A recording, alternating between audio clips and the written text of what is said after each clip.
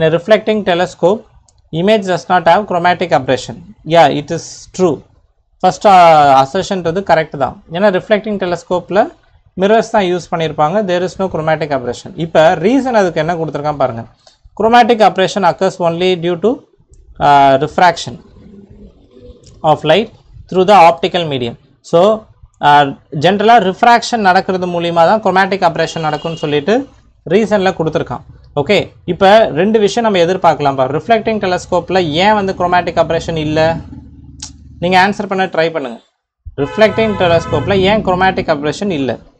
ஒன்னு வந்து அதுல மிரர்ஸ் யூஸ் பண்ணிருக்காங்க, இன்னொன்னு அதுல ரிஃப்ளெக்ஷன் மட்டும் தான் நடக்குது, ரிஃப்ராக்ஷன் நடக்கல இல்லையா?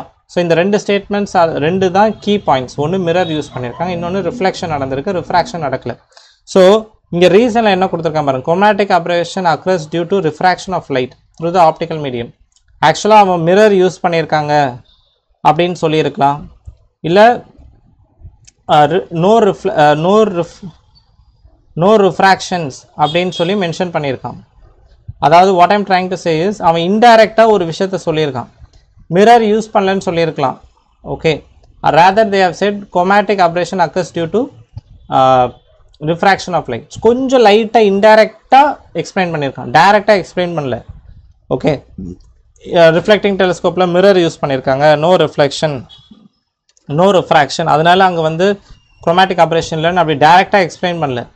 they have explained indirectly chromatic aberration எதுக்கு நடக்கும் அப்படின்னா அப்படின்னு சொல்லி அவன் இது பண்ணியிருக்கான். Okay, so option A we can say it is said to be correct.